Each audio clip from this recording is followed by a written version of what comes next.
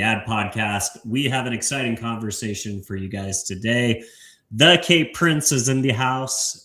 Kay is the marketing executive and strategic growth leader, specializing in transformative marketing departments and helping startups market their, just all the different things that come with running growth with a startup and being an early stage company, and some of the things that you can do to fire up your funnel.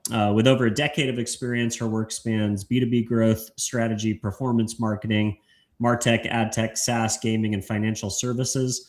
Known for championing full funnel revenue accountability, she focuses heavily on closing the disconnect between marketing, sales, product, and customer success teams to drive measurable ROI. And she was recently selected as an Advertising Club of New York Fellow and frequently writes and speaks on growth strategy and B2B pipeline development. Kay, welcome to the show. Thank you so much. I'm so excited. And I mean, I have to say, what an intro. I don't think I could ever say that myself. So I'm excited. Hey, that's what I'm here for, to make you look good. All right. So I know I gave a little bit of a background there, but maybe you can contextualize it a little bit. So where'd you grow up? What'd you study? And how'd you get into startup marketing? Yeah, I mean, it's funny. I like to say I was born into this. My mother, Mac McKelvey, who's the CEO of Salient MG as well. She's been in marketing her whole life. And so when I was born, I was just kind of born right into it and fell in love with it. So I'm from Columbia, Maryland. I now live in New York City. But yeah, I started in high school taking marketing classes to winning business competitions, then going to college to study marketing, and then had internships throughout college. And then here I am. I think the internship part is very important, especially to get your hands on in something like marketing. So you're not kind of coming out of college net new, not knowing real life of what kind of it looks like. So so been doing growth marketing for 10 plus years, and really helping companies turn marketing teams into revenue drivers, not cost centers. Some executives see that way. So I really try to make sure that that's how they see marketing. And yeah, I mean, you killed the introduction. I don't know what else to say. I love it. Well, let's talk a little bit about the family business dynamic, because I think it might be the first time that I've ever heard of an agency leader and somebody coming in and kind of stepping into the family business. So did you think, growing up that you would do that, or did you have, aspirations to do something totally different, and then it just kind of like eventually wore on you? Like, tell me a little bit about your journey in, going to work for your parents' company. Of course. And look, I have to say, she didn't force me into anything. There wasn't anything from her side of, this or else. Sure. But, I remember back in the day when she took me to bring your kids to work day at XM. She was at XM before the merger was serious. And I got to sit in meetings and hear about marketing when I was 12 years old. And I didn't really understand what it meant at the time, but I was like, this is what you see all day, every day. I mean, marketing is something that's just there, right? There's thousands of people behind the scenes, obviously, but it's always just kind of there. So I was like, you know what? There's a marketing career academy at my high school. So why don't I at least join that? It's free. And after my first marketing class, business class there, I was sold. Wow. And I just fell in love with really the combination of data, analytics, optimization, and revenue and customer experience. Like I loved that it's all kind of under one big bubble. So throughout that, mom was very, very proud, and I was interning for her during that time. That time it was a lot of building furniture and getting lunch and, taking the dog outside, that type of intern stuff. But then it quickly grew to doing client research, helping with client pitches, doing data research for future clients and that type of stuff. And so, as I'm sure many listeners out there that, the first thing is maybe not going into the family business and knowing that it's, what it is. And it's, it's been around since 2013. So, I worked with her kind of internship wise, worked with her a little bit throughout college. But then after college, I really was actually able to come back and join the company to just work and to be surrounded by 10 plus business senior marketing executives as a 21-year-old is something that you can't ever replicate. Like, that is true. You dive into the deep end and and you start to go. And so, that was great. And then I hit kind of, all right, what's my next move? So I've done the smaller kind of side of it. So I decided to go enterprise and go in-house. And it was great. I did 3 different companies in-house and all in growth marketing. And it, something that I look back on still to this day is, even though we were enterprise and had the enterprise budget, we still were operating as a startup marketing team. So, that's one of the big things here and one of the strong points that I say all the time is that even if you're making $500 million a year, you're probably still still working like a startup marketing team. So, startup marketing doesn't always have to be within the $1 to $25 million range. It's a mentality. It's a discipline overall. So anyway, so back to that. So I did some great execution and work throughout my other companies. And then, of course, the tech advertising world hit, was laid off, and was, looking for my next role. And Mac came to me and said, look, it's not the agency side that we want you to come work on. It's actually this whole new division, and really bring this to market and bring the life to this. And I was like, I'll do it for a couple months. It sounds great. And then my first month in, I fell in love, and now she can't get rid of me now. So I don't know how she feels about it, but yeah, she can't get rid of me now. So it's awesome, and she's been such a role model to me too, because she started out in the scraps and she started dirty with her hands and made all of these great connections that I was able to meet. And then that opened so many doors. And I was the one that stepped through them, but being able to open doors like that in this advertising and tech world is unlike anything else. You can't really do that and make those connections if you aren't already kind of connected in some way.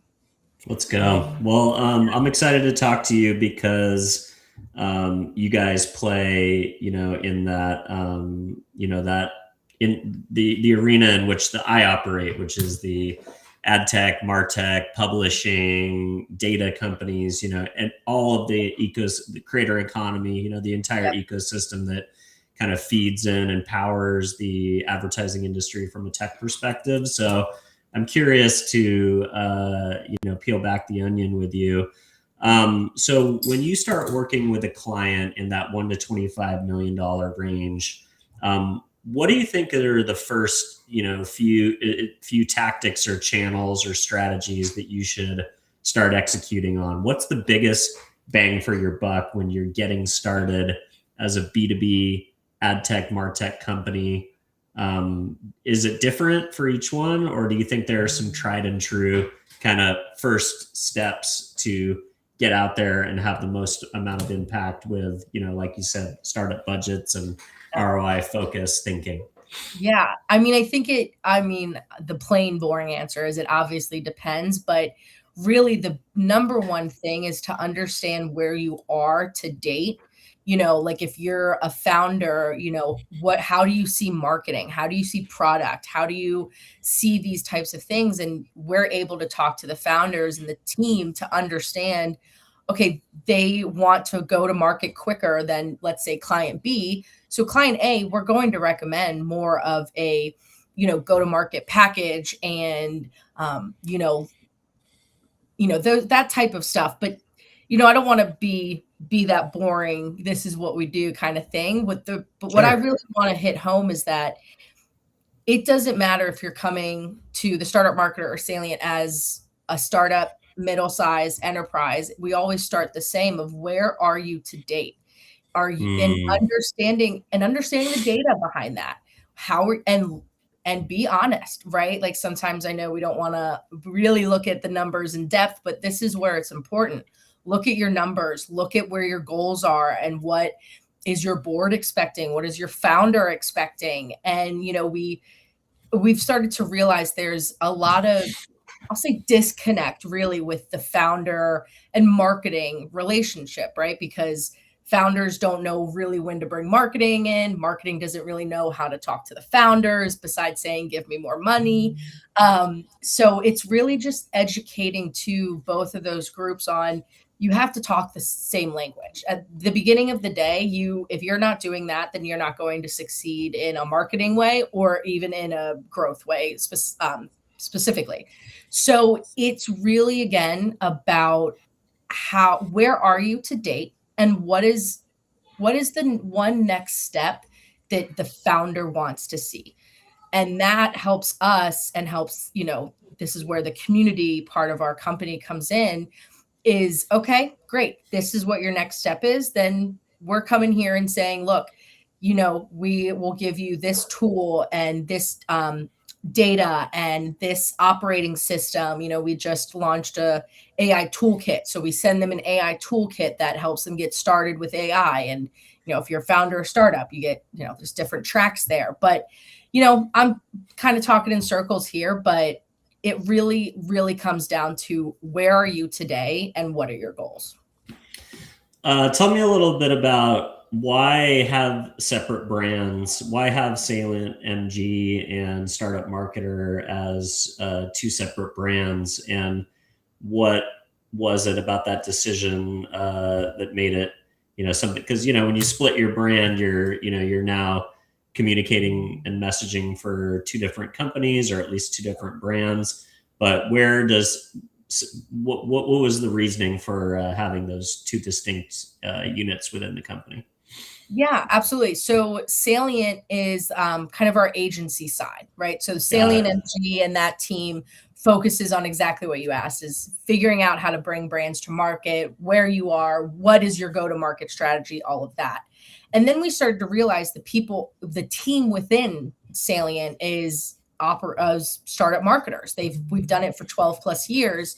So we have our expertise in that kind of field. We're helping them also with their hands-on, but what do we do with this expertise that we have? So we took a step back and realized that we almost own the startup marketing B2B ad tech spot, right? Here's our proof points. We do the work and we win clients, right? And now it's, okay, we have these experts. Now it's, what's the next big thing in marketing that's going on? And it's community. And it is, community in the way of, you just need to talk to other people. Startup marketers and a lot of founders, it's one person. So you're going absolutely stir crazy. You're talking yourself out of ideas. You're talking yourself into ideas. It's a whole mess, right? You don't know what to do. So we've realized that people are coming to us asking these questions, but why don't we just make it a little bigger than that? So we realized that, all right, we'll keep Salient kind of the agency, that's definitely Mac's, other daughter, as I would say. And then the startup marketer, we've really kind of had this basic idea of, we want a community for startup marketers. What does that look like? And that has made us grown into so much more than just a community where you can go talk to other founders that are doing the same thing you are. Startup marketers can go talk to executives too of, I'm having this issue with this type of reporting. How should my boss be looking at this, or that type of advice? There's no dedicated trainings or frameworks or playbooks for startup marketing specifically. So we saw the gap in the white space and we jumped in there. So now we like to say, we're the really first big ecosystem specifically around startup marketing. And it's its own discipline. It's not enterprise repackaging. We have free templates, free content, free access to the community. We are launching a bunch of new products actually in September, which we're super excited about. But the other great thing is we do trainings training to startup marketers. So you guys aren't just going to go to Coursera and do an enterprise playbook. No, you can come to us and we're going to really focus and hone in on that startup marketing space.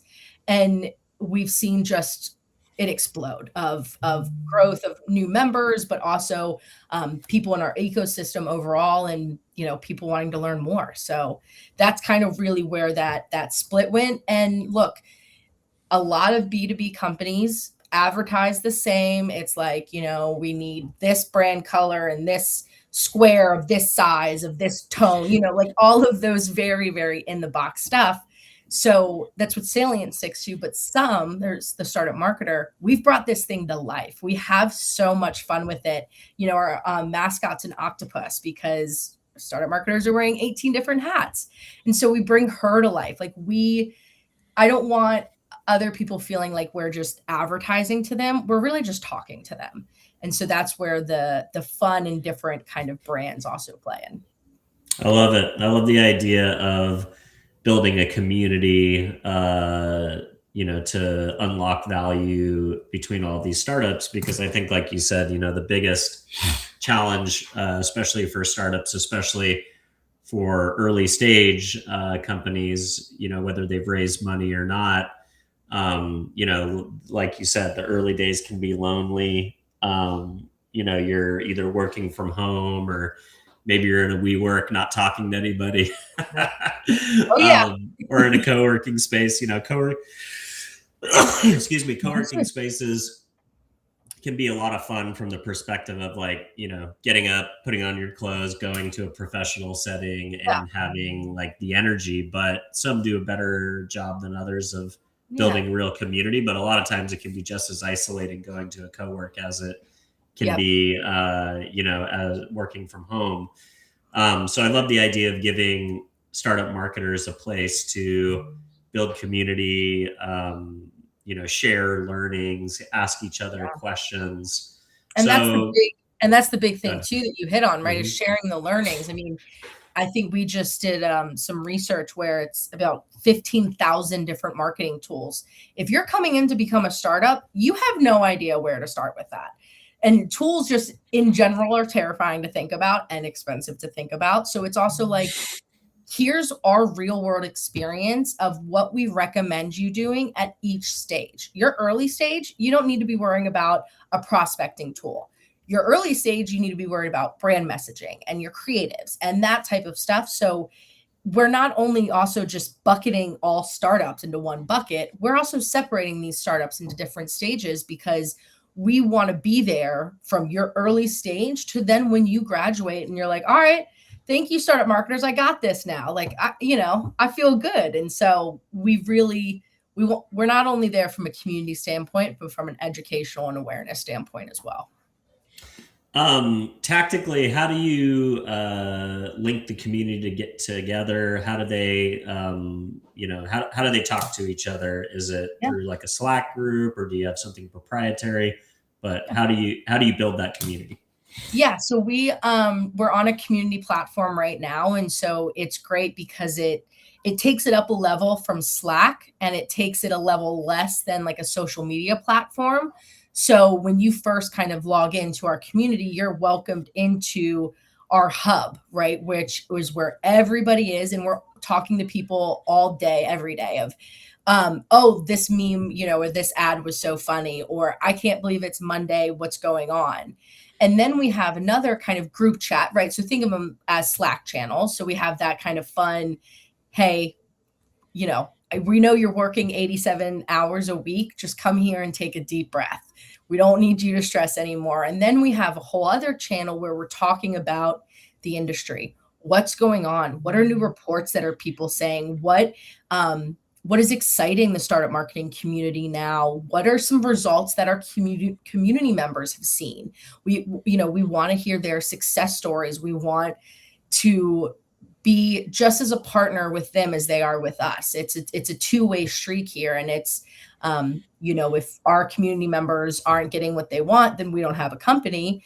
And that's not, we want to help them. And the other great thing too, is that it's not only within this platform, it's free to sign up, free to become a member.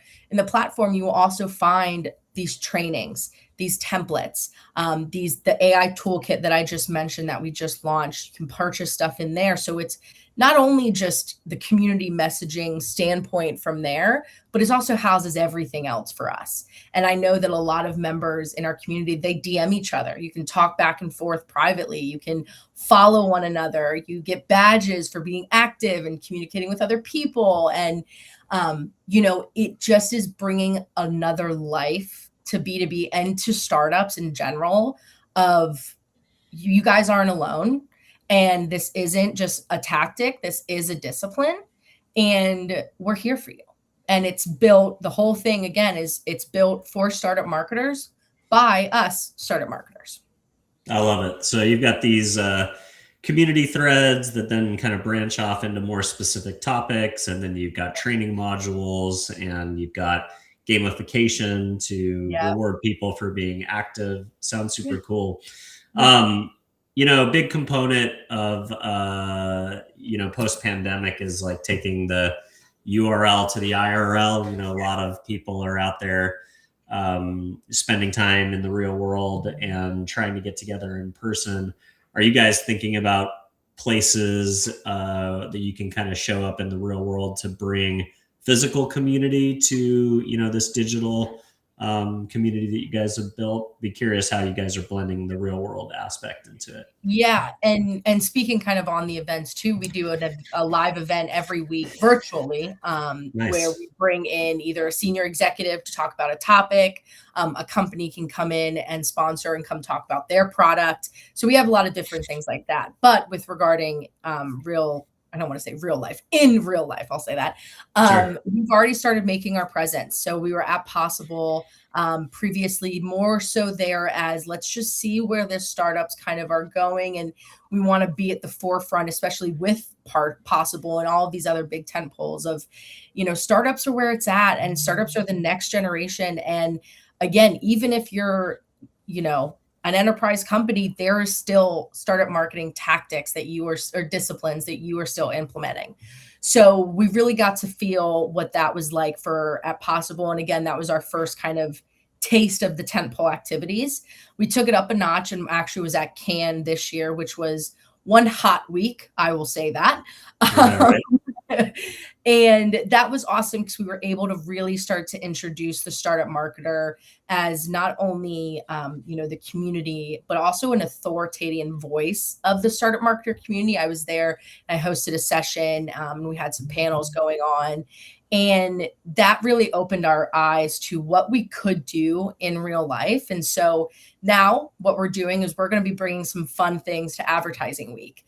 Nice. Daily ain't going to be there, but the startup marketing is going to have some presence there, and we're going to have some fun events, and we're going to have a panel or two as well, because exactly what you said is there's the level of in-person that people crave, especially these teams and these small companies that have 1 to 2 people in it. We don't want you sitting alone at your desk doing all this stuff. Come meet other people like you, share this stuff in real life, because you can only gain so much from an online community, and taking it in real life takes it up a notch, and it makes it feel tangible that like, oh, I am a part of something. Like this isn't just bigger than like a, maybe bot that's on the other side. This is like an actual group of people backing each other up. So we're really excited. And, one of the other kind of things that I do is I'm the founder of the BuzzFree Network. And that is a kind of network / community where we bring together companies to understand that they need to have non-alcoholic options at events. Oh, nice. 4 years sober, and one of the biggest things in the industry, or hardest things, is these networking events, because they're at the bars, they got maybe a drink or two in them. So it's also kind of doing that. How do we bring that other aspect to life with the startup marketer of, all right, we know that this is what it's like, but we're going to challenge everything and make it a little different, and make it fun again. We're bringing fun back to B2B adtech. That's for sure. I love it. Well, I've got 12 years in September, so been on the same path as well, trying to figure out how do you how do you operate in this industry, when you give up booze. And what I find is I'm just up early at all those, I was at Possible, I was at Can doing the show from both of those locations. And, I was doing interviews as early as 8 a.m. I might've been to bed by midnight or something like that. But, just surviving those events, it's so much easier when you're not, getting after it the whole time, at least from my perspective. I agree. That's cool. I love it. Very cool. So we talked a little bit about your participation in Ad Club of New York as well, which is a pretty storied chapter of the Ad Club. Be curious, is there anything about the advertising club, kind of that old school advertising community that you like and that you are saying, okay, this is something that, is tried and true and that we might want to, inject into our community? Yeah, absolutely. I mean, it was an honor to be selected as a woman fellow. They pick about 10 every year. And it came to me in a very weird time in my life where I wasn't working. I was looking for a job. I was extremely discouraged by the job market, as I'm sure a lot of people are and a lot of people get. And so I felt really alone, not only in the professional sense, but also kind of the personal sense. And I was like, I don't know how to merge these two things. So I was invited, and it was absolutely incredible experience. And it absolutely showed me what a real community is. It's not just professional, it is also personal, where these other women and these other young professionals, and even the older, more senior executives that are there, they kind of just took us under the wing, and they really made us feel not like a intern. They valued our thoughts and our opinions, and we're in the workforce, hands dirty. Like we know what's kind of going on in the industry, in the world. And it was awesome to be seen in that light, and not just somebody that's young or new or anything like that. It was kind of an even playing field. And the way that the Ad Club runs in-person events in general is something to aspire to, no matter what. From their awards to their summer socials to everything, it just is a proof point that there will always be a need for community. If you get laid off, you still need a community. If you sell your company, you still need a community. And you really want to celebrate with the community too, with that, in that case. But it really showed me, okay, here's community kind of emerging as a marketing growth tactic as well, from a revenue standpoint, and also from what the consumers need and want. And so it was funny. I did that a couple years ago. And then when I got into this job, I was like, oh, wait, a lot of things are overlapping. Like, let me do some deeper thinking of how and why did I feel that way there, and how can we bring it to this community as well? Super cool. Yeah. All right. I want to get into some of your core philosophy as a B2B marketer. So you famously said, I don't speak impressions, I speak revenue. Where do you think traditional B2B marketing can go wrong? Why are so many marketing teams still caught up in reporting vanity metrics like clicks and impressions, when executives at these companies don't care about those things? They care about pipeline, and they care about deals. Be curious, how do you navigate that kind of an ecosystem? Yeah. And that's really what I did kind of in those 3 in-house jobs, was brought in to kind of help with that.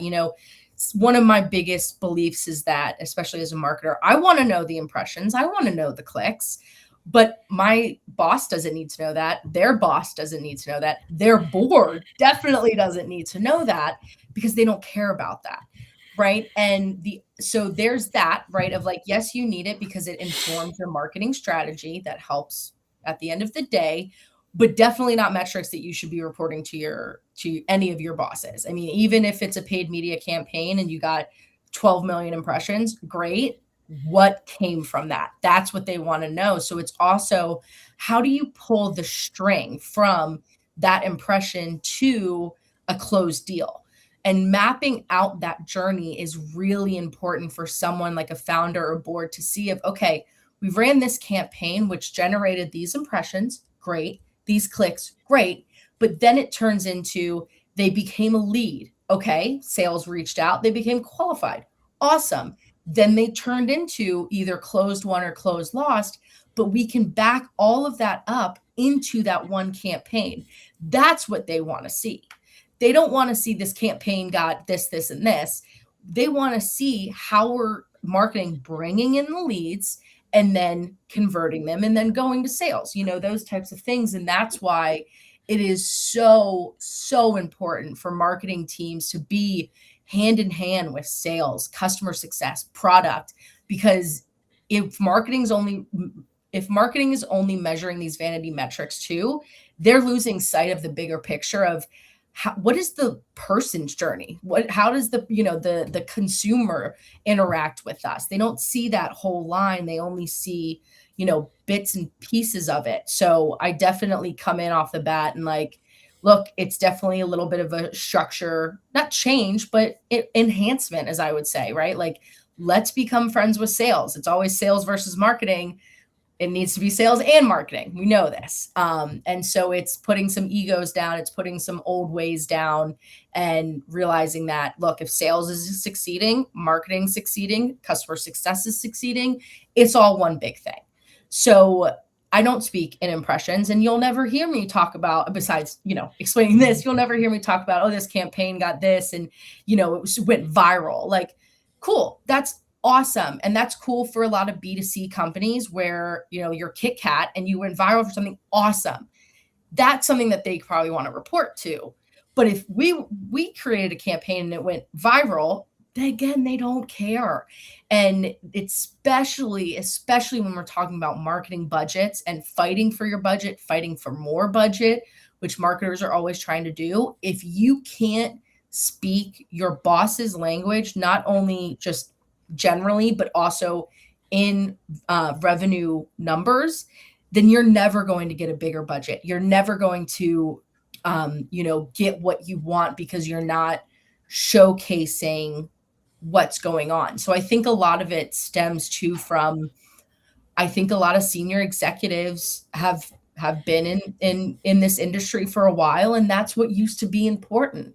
So it's also bringing in these younger talents, these younger growth marketers like myself and say, look, what you've done is absolutely impressive and amazing, but this is how the new marketing world is kind of working as well. So it's also kind of being open-minded, which is hard for a lot of companies.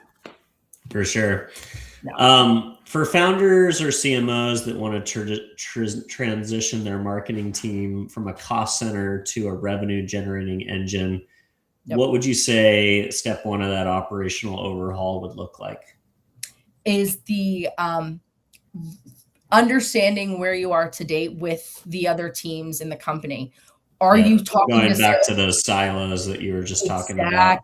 Exactly. Because again, if you're in your own silo, you're reporting vanity metrics, and then you're becoming a cost center. And that's when marketing gets hit and marketing gets blamed, and that whole story that I know a lot of us hear. But it's definitely those silos. And then it's also, which is extremely hard, especially nowadays, is understanding the data.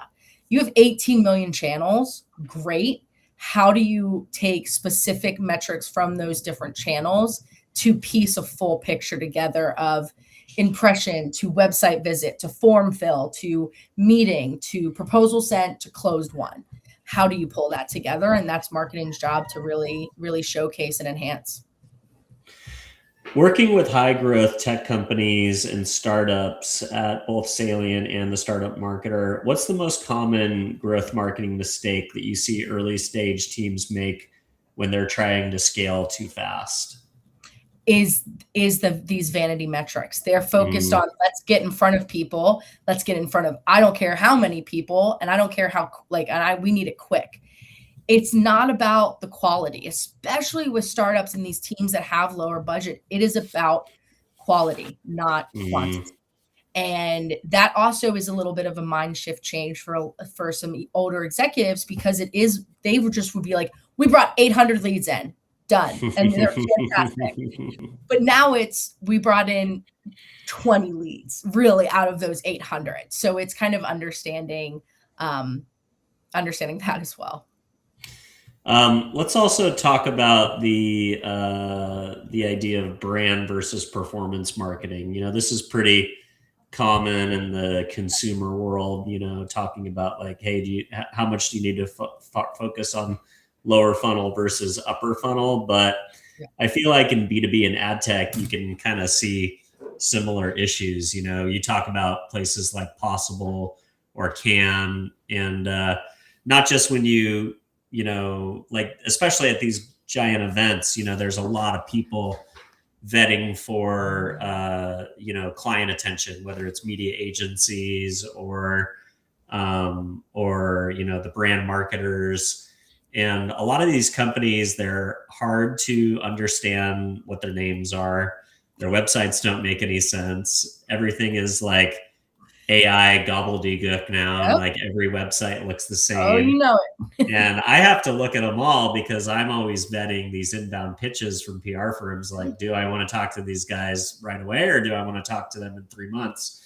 Yeah. Be curious, how do you approach that brand building versus performance marketing seesaw as it sits specifically in the world of B2B marketing within, adtech and martech and those ecosystems that we operate in? Yeah, I mean, I'll be very honest. There is no difference here. In B2B, we don't have the time to measure brand versus performance. We don't have the pleasure. I mean, again, some of these older, more enterprise companies, they might be different, but really we're talking about mid-market and startup marketers here. There are the same. And especially your founder, they don't care about what's brand versus what's performance. They see it one line, because here, look, in the end of it, if you're not performing well, your brand isn't doing well. If your brand's doing well, then you're performing pretty well. So it's not a and or, it's and. And so I think for B2B, it's, there's a lot of push for these vanity metrics that fall into either one or the other of brand or performance. But again, that at the end of the day is not what your CEO wants to hear. It's not what your CFO wants to hear. That's for sure. It's not what your board wants to hear. So I think as marketers, we can talk about it. I think it's, one thing that maybe our team focuses on and reports on, and that helps them optimize our strategies and go to markets and all of that stuff. But that's not something that should be in the back of the CMO's head of, okay, this campaign did 22% more than last week's campaign, and it only, like, that's it. That's not what should be in the back of our head. It should be, this is how much we've spent, this is the many of leads, and this is where we are. And that way your CMO or whoever is prepared to go into any conversation and have those in handy, instead of, well, here's some impressions that we did, which is always good, but it's definitely, they're the same. And we don't have the time or the energy or the money to sit here and try to make them different. We got to go to market, especially nowadays with AI. I mean, and I loved have to understand what websites mean, which is still a tough thing to do in the B2B market. But, So that's where, on there you go. So, talking about the tech stack and signal loss, there's a lot of things happening with privacy regulation. With the rise of AI tools, people are clicking through to websites less. I still do it because I like to see how a company explains what they do and see if I can figure it out from their website. But I might not be the typical consumer these days that are spending more time inside of chatbots to try and figure those things out. Yeah. So, when B2B marketers used to be able to, pixel and tag people during the research phase, people would be clicking through to websites, reading blog posts, watching videos, kind of consuming own channel media. And then we had an opportunity to follow those folks around while they were still in the decision mode. Now they're coming to your website way later in the process, maybe ready to buy, but it gives you less time to kind of, follow them around with marketing between interest and conversion. Be curious how you're thinking about updating the growth stack with this, without getting too bogged down with tool overload, but thinking about the signal loss problem and the compressed buyer window. Yeah, absolutely. I mean, again, the 15,000 tech stack number is absolutely insane. And especially when you're a founder or even just a marketer yourself and you're like, I need a tool and there's that many, you have nowhere to start. So like, I understand the pain and it is there for sure. I think, and as a growth marketer, I hate that I can't track the one person from point to point to point to point anymore, because that was the way to tell if stuff was working. And now you can't tell as quickly. But the biggest thing is that they need to be educated before they get to your website nowadays. So you need to be doing as good of a marketing job as you need to be doing to show up in these AI chats where people are asking, how are you showing up in social, right? We all know SEO and AEO and all those pull from these things. So your marketing has to happen a lot quicker and a lot more kind of just out there than specific marketing, right? So you have to think about some of the overall use cases and overall pain points that you solve, because nowadays we're not really able to say all of our founders in our audience gets this email, all of the startup marketers get this email. It's not, it's not workable and it's not achievable anymore. So it's okay, what is our overall message to everybody to get them interested? And then that's when they come in, and that's when we try to figure out what type of audience they are later down the line. I think there's some sort of stat out there where it's like 37% of B2B buyers already made a decision when they come to a website. Wow. And that's the reality we live today is you cannot count on your website anymore. And if you do, you need to make it pretty and simple and just a couple words and make it really easy to understand, but you can't count on that anymore. So it's, how are you showing up in other places of like, how are you partnering with people? How are you sponsoring other things? How are you doing article wise? How is your executive team out there in the market talking about what the platform and company is doing? Where's your thought leadership of all of your other employees? So it becomes a lot more of, it's not just marketing and turning off and on, it's always on, and it's a lot bigger than just marketing as well. Looking ahead over the next 2 to 3 years, what's one major shift in B2B buyer behavior or growth marketing strategy that you think most marketing departments are underestimating right now? That's a great question. I would say, I know this is going to sound crazy, but AI. Now, when I say that, I'm not saying from like, go use Claude to like write an article. Like I'm not saying that type of AI, but I'm saying the type of AI where you wake up at 8 a.m. in the morning and you have an updated dashboard from your AI tool that your team didn't need to lift a finger. You start your week and already know exactly what's happening. And if you're not already working towards that, you're already behind, because you're still going to be spending that time and effort and money at the end of the day to report and figure out what to do and figure out where to do it, where now it's, you just have to do it. There's no more figuring it out.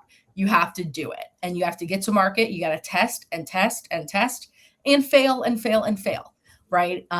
So I think I say AI, but again, it's not in, AI can do this type of research or AI can, write this content. It is really the automation part of AI that a lot of marketers, I don't think, understand. And it's also hard because a lot of the AI how-tos out there are for enterprises or for people that can afford the $800 a month pro of the pro of the pro of the AI plan, right? So that's the other thing, kind of bringing it back to the startup marketer here, is let us help you understand AI as a startup marketer, where you don't need to sit down and learn all of the buzzwords and all of the details. Like, this is how you just get in it and go. So that's what I would say. I love it. I love that idea of that, kind of full funnel awareness that you can get now through dashboarding and reporting that maybe just never existed for startups in the past. So it's being able to start every day with confidence and knowing where you are and what do you want to do next versus, pulling all these reports and having to synthesize these things. You're on it. Nailed it. Well, Kay, really enjoyed the conversation. Really appreciate you spending some time with us today. If folks want to follow along with your thought leadership or join the community, where do you want to send people to follow up? Yeah, go to thestartupmarketer.com to join the community for free. You can follow us on LinkedIn and Instagram as well. And then I'm always active on LinkedIn, so just the K Prince, and you'll see me kind of everywhere in the next upcoming months, if I'm going to be honest. So everyone keep your eye out because I'll be everywhere. Let's go. Well, thanks again for coming on and spending some time with our audience today. And for those of you who are watching, if this is the first time you're seeing the show, don't forget to give us a follow or a subscribe. If you're listening to the show, an honest review on whatever podcast platform you happen to be listening on is how we find a larger audience. So don't forget to do that. And last but not least, if there's a startup marketer out there, maybe a founder who is getting started in the adtech, martech space and needs a community or a little bit of help or encouragement, or maybe somebody who you just think would enjoy the conversation that I had with DK Prince today, don't forget to share the show. And with that, I will wish you all a great week. I'll see you again tomorrow.